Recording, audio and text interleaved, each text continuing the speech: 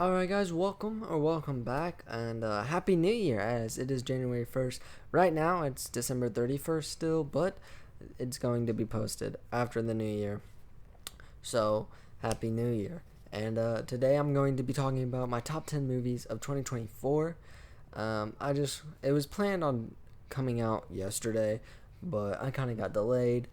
Troubles with, just not wanting to do anything, motivation, but hopefully the new year will change that. So let's get into my list. Number 10. Alright, so my number 10 is Cattle Lake. And this movie was not on my radar at all. I saw it had Dylan O'Brien on it. I was just watched it for him literally because I really like the Maze Runner series and I really like him in American Assassin. If you've seen those movies, he's really good. But this movie does have a slow start, so if you like faster paced movies, this really isn't the one for you. But once the movie really gets going, it gets you really invested in what's happening, or at least it did me. The characters weren't too bad. You know, I mean I don't want to talk about it way too much because it's not like this is a review or anything. You should just go watch it. That's what I'm here doing, recommending 10 of my favorite movies, which I have not seen all of the movies released this year. So if there's some movies missing from this list, maybe that's the reason why. Just want to let you know before after I already started this, but Cattle Lake's just mind bending, and everything comes together at the end so neatly and nice. The whole movie's just smooth, and it's a great movie. It had me thinking all the way throughout, and honestly, the ending got me by surprise. I did not know it was leading that way, and I love movies that can make me feel that way and not let me guess what the end is, because most movies can just be predictable now. So Cattle Lake is definitely a good one. Number 9. Number 9 is going to be Abigail. Going into this movie, I didn't really know what to expect with Melissa Barrera, as I was not the biggest fan of Sam in the Scream, 5, 6. But honestly, I liked her character here, and Catherine Newton, which was in one of my personal favorite kind of rom-coms. It's called A Map of Tiny Little Things, Perfect Little Things, something like that along those lines. That's where I first saw her, and I thought she was a great actress, and she did a fantastic job here as well. The kills are pretty gruesome and fun. This movie's just a fun movie overall, just kind of turn your brain off and enjoy the gore. And I can appreciate that in a movie like this that has a decent story, and just amped up by the kills. It just makes a pretty damn good vampire movie, I would say. And the second best vampire movie of the year, I would say. The next vampire movie I'm going to be talking about is actually next, so let's just get right on to that. Number 8. So my number 8 is Nosferatu. I just watched this recently on Christmas, and it was a fantastic watch. The scenery was great. The aesthetic of the movie was great. The acting was fantastic with Lily Rose Depp. Bill Skarsgård, even though, honestly, if I didn't know he was in the movie, I would not recognize who he played, as he plays Count Orlok. And Nicholas Hoult, he's been popping off with a lot of movies lately. Juror number 2, not on this list, but a great movie. And Nicholas Hoult is just it's an exciting actor to watch. I mean, I'm excited to watch him in Superman play Lex Luthor, even though he kind of looks like a hitman agent from the games or even the new movies. But I can kind of get with that. And I mean, everything just really got me invested into the movie. I really like period pieces or time pieces, whatever you want to call it, like that. Taking it back and it's based in the 1800s. I just really like the clothing and I guess the way the world can be created. Because, I live in modern society, so I kind of enjoy when we go back into the past and visit those. Number 7. Alright, number 7 is Alien Romulus. I mean, this movie's on here because it's a great movie, and it's a great alien movie, which we have not got since probably Aliens for me. I don't really enjoy the Alien v Predator movies. I mean, they have some cool scenes I can enjoy, but overall, not really. I'm more of a Predator guy, not hating Alien. I love the first two movies, and this one is up there. It's just action. It kind of brings back the horror elements and dials back the action. It definitely has action and action scenes, but there are also scenes that will scare you or just make you like shiver, eerie. Uh, and the look of the xenomorph is incredible. I mean, I had no doubt in that with our technology nowadays. But the ending was a little weird. I'm not gonna lie, I didn't enjoy it, but it was a little weird for me. And the actress is great. Can't really think of her name right now, unfortunately, but she was did a good job. Fed Alvarez just made a pretty fantastic movie and an alien movie at that. Number 6. Number 6, Terrifier 3, a movie I have reviewed on the channel, so I won't talk too much about it, but it was a great horror movie. It captured the Christmas vibe with funny scenes, incorporating Art the Clown, obviously, because he's the humor of those movies, and he brings along gory ass kills and very enjoyable kills. It's on this list because how surprisingly I enjoyed this movie, because I honestly was not a big fan of even the second one, but this movie really got me into the series or the franchise, and I'm honestly excited for the next one to come out. But that's all I really have to say about this good Christmas horror movie, and if you like really gory kills, this is a movie for you. So yeah. Number 5. Number 5 is Deadpool and Wolverine.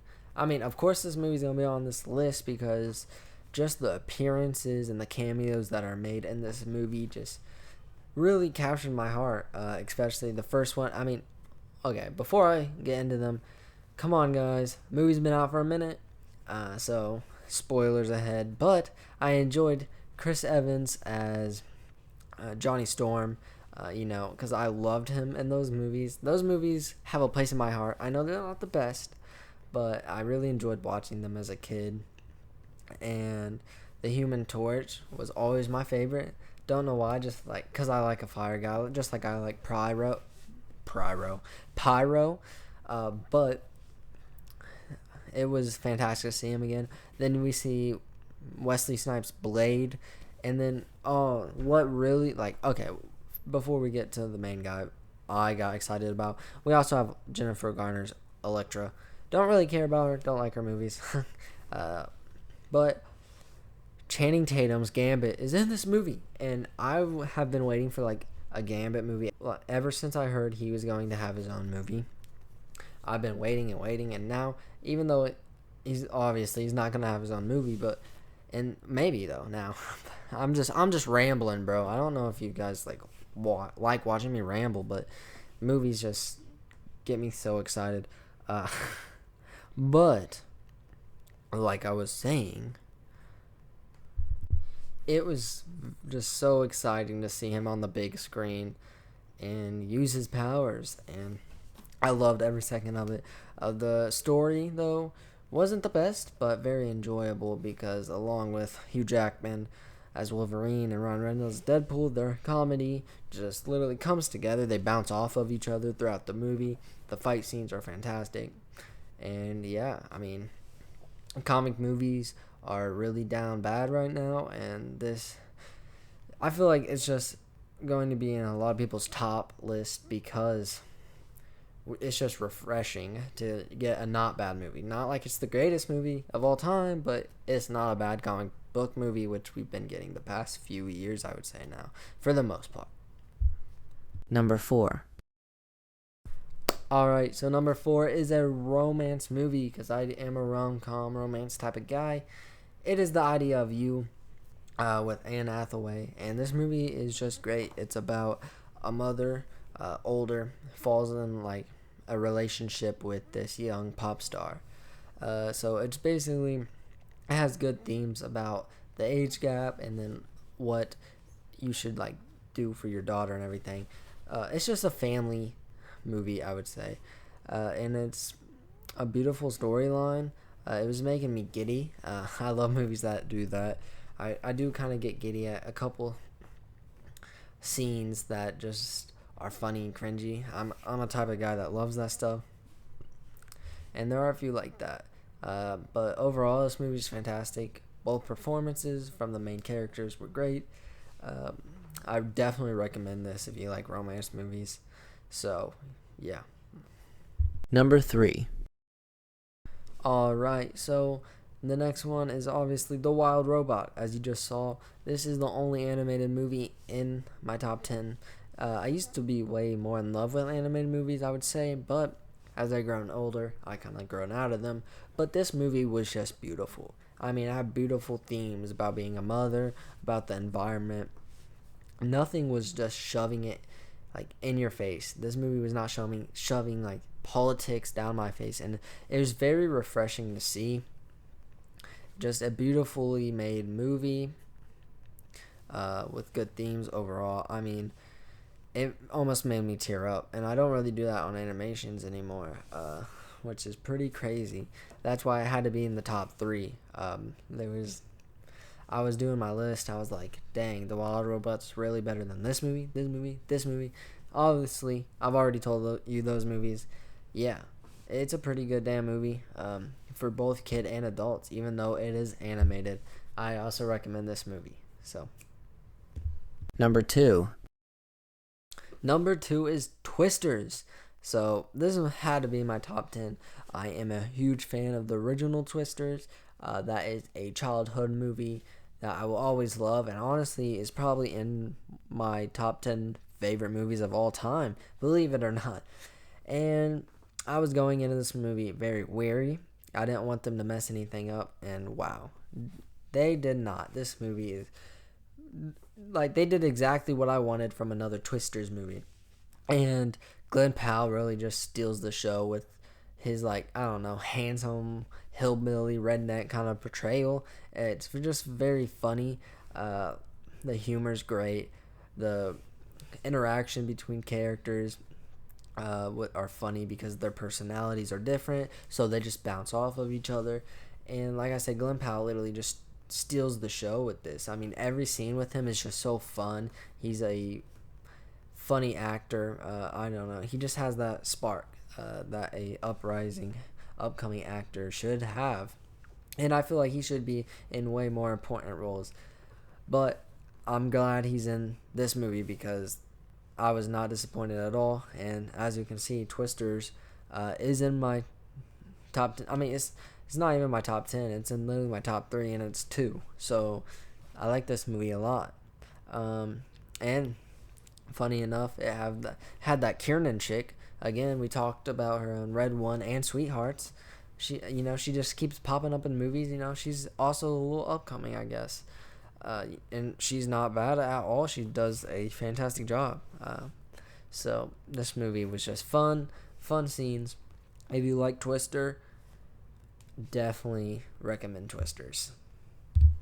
Number 1. And of course, my number 1 is Dune Part 2. I fell in love with the world of Dune in Part 1. Even though it's so much build up, the characters were done so well, and the world building. But if Part 2 was bad, that would have all collapsed. But luckily, of course, Part 2 was fantastic. The build up was worth it, the wait was worth it. And these two movies are honestly movies you should watch back to back. They go so good together. And ever since this movie has came out to streaming, I watched it twice in theaters, and then I've watched it nonstop, or obviously not nonstop, but like 3 times since it's been out on streaming. I love this movie. Even though how long it is, I can just not get enough of it. Especially the scene where he jumps on the sandworm and starts to ride it. Like, oh my god. Beautiful, just cinematography. Everything is just fantastic in that movie. Timothée Chalamet, fantastic actor. My favorite actor right now at this moment is him. Any movie he's in, he can just pull me in. He can play almost any character, I feel like. As of right now, he hasn't showed me any different. But this movie is fantastic. And if you like sci-fi movies, definitely watch the first one and then watch this one. Because I'm hoping if you watch the first one, you've obviously watched the second one by now. because these movies are just fantastic sci-fi movies. I've never been a big fan of sci-fi movies, but this has really gotten me into like the genre. So yeah, I mean, fantastic movie. So I hope you guys liked that video, and Happy New Year. So leave a like if you did, dislike it if you didn't. I do like criticism, but subscribe if you like the content I provide overall. But for now, I'll see you in the next video.